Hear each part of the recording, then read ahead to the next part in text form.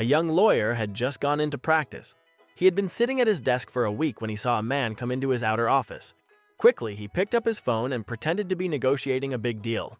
He spoke loudly about large sums of money and possible court proceedings. When he hung up, he looked at the visitor and said, "Can I help you?" "Yes," said the man. "I've come to connect your phone."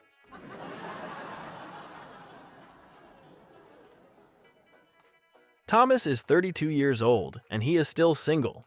One day, a friend asked, "Why aren't you married? Can't you find a woman who will be a good wife?" Thomas replied, "Actually, I've found many women I wanted to marry, but when I bring them home to meet my parents, my mother doesn't like them." His friend thinks for a moment and says, "I've got the perfect solution. Just find a girl who's just like your mother." A few months later, they meet again, and his friend says, "Did you find the perfect girl? Did your mother like her?"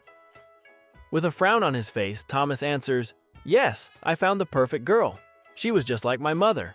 You were right, my mother liked her very much." The friend asked, "Then what's the problem?" Thomas replied, "My father doesn't like her."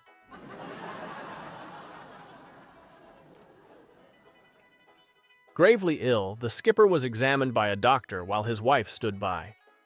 After the examination, the physician motioned for her to meet him in the hallway. "Your husband is very sick," the doctor said.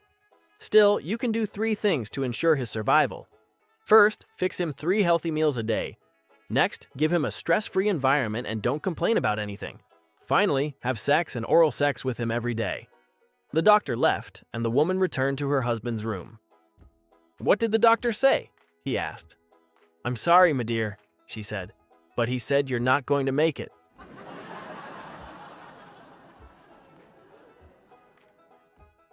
An older couple, who were both widowed, had been going out with each other for a long time. Urged on by their friends, they decided it was finally time to get married. Before the wedding, they went out to dinner and had a long conversation regarding how their marriage might work. They discussed finances, living arrangements, and so on. Finally, the old gentleman decided it was time to broach the subject of their physical relationship. "How do you feel about sex?" he asked, rather tentatively. "I would like it infrequently," she replied. The old gentleman sat quietly for a moment, adjusted his glasses, then leaned over towards her and whispered, "Is that 1 word or 2?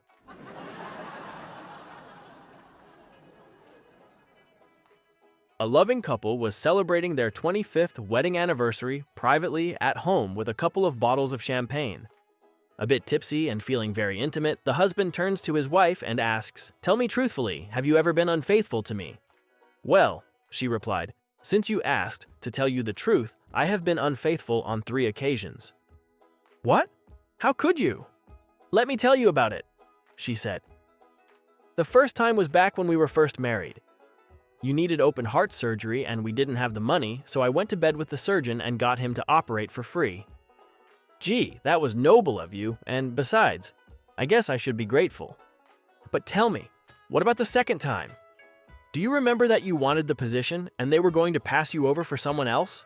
Well, I went to bed with the president and the vice president and they gave you the job. Hell, I think I could have done it on my own. But then again, I guess I should be grateful. And so, what about the third time?" She was quiet for a moment and then asked, "Do you remember 2 years ago when you wanted to become president of the baseball team and you were missing 53 votes?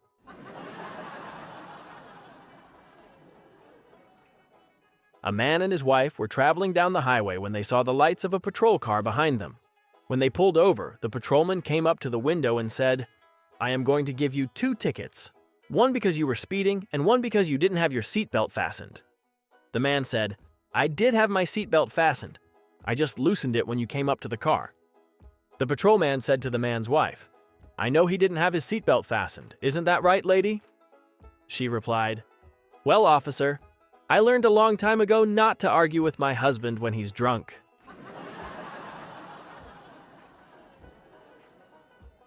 A man asks his mute friend what he wants in a woman.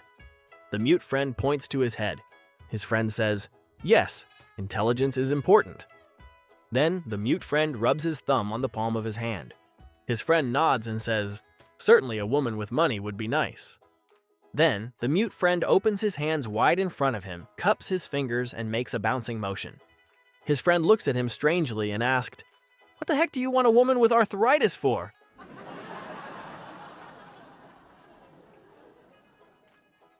Joe took his blind date to the carnival. "What would you like to do first, Kim?" asked Joe. "I want to get weighed," she said. They ambled over to the weight guesser. He guessed 120 pounds. She got on the scale. It read 117, and she won a prize. Next, the couple went on the Ferris wheel. When the ride was over, Joe again asked Kim what she would like to do. "I want to get weighed," she said. Back to the weight guesser they went. Since they had been there before, he guessed her correct weight, and Joe lost his dollar. The couple walked around the carnival, and again he asked where to next. "I want to get weighed," she responded. By this time, Joe figured she was really weird and took her home early, dropping her off with a handshake. Her roommate, Laura, asked her about the blind date. "How did it go?" Kim responded, "Oh, Laura, it was woosy."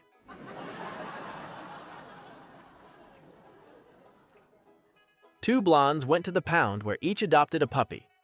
The joy of their new best friend was quickly overshadowed when they got home, and the first blonde said, "I think we're in trouble. How are we going to tell them apart?" This led to several hours of concentration, until finally, the second blonde said, "I've got an idea. We'll tie a red bow around my puppy and a blue bow around yours." The next day, the first blonde comes running up to the second when she got home. "Oh no, I can't tell whose puppy is whose. They've pulled the ribbons off while they were playing." "Okay, we need to find a better way to tell them apart," says the second blonde. After several more hours of concentration, they came up with the bright idea of getting different colored collars. Again, the next day, the first blonde comes running up to the second as soon as she gets home. "Oh no, I can't tell whose puppy is whose. They've pulled their collars off while they were playing." "There's got to be some way to tell them apart," says the second blonde. After several more hours of concentration, the first blonde finally comes up with another idea. She says, "I know. Why don't you take the black one and I'll take the white one?"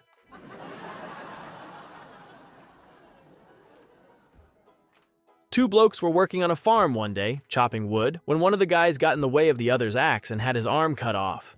His mate put the severed arm in a plastic bag and rushed it down to the hospital to get reattached. The next day, he went to visit his chum and found him outside playing tennis. "Incredible," said the friend. "Miracle science is amazing." About a month later, the same two guys were chopping wood when the same fellow got too close to his friend's axe again, and this time lost his leg. His friend picked up the leg, threw it in a plastic bag, and rushed it to the hospital to get it sewn back on. The next day, he went to the hospital and found his mate outside playing football. "Incredible," said the friend. "Miracle science is amazing." Another month passed before the same two friends were chopping wood again. The same guy bent down at the wrong time, and his mate looped his head off with his axe. His friend took the head, put it in a plastic bag, and rushed to the hospital to get it reattached. The next day, he went to see his friend but couldn't find him. He saw the doctor walking down the hall and asked, "Doc, where is my friend? I brought him in yesterday." The doctor pondered for a minute and then said, "Oh yeah, I know who you mean. Some idiot put his head in a plastic bag and he suffocated."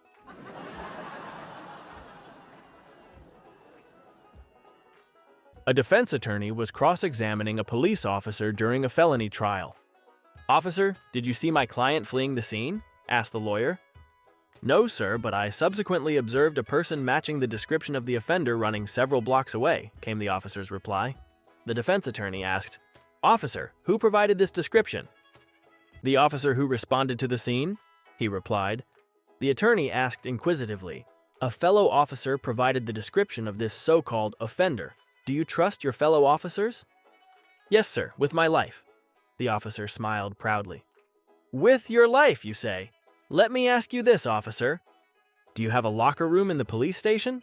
A room where you change your clothes in preparation for your daily duties?" "Yes, sir, we do." "And do you have a locker in that room?" "Yes, sir, I do." "And do you have a lock on your locker?" "Yes, sir." "Now why is it, officer, if you trust your fellow officers with your life, that you find it necessary to lock your locker in a room you share with those officers?" The lawyer smirked. The officer replied, "You see, sir, we share the building with a court complex, and sometimes defense attorneys have been known to walk through that room."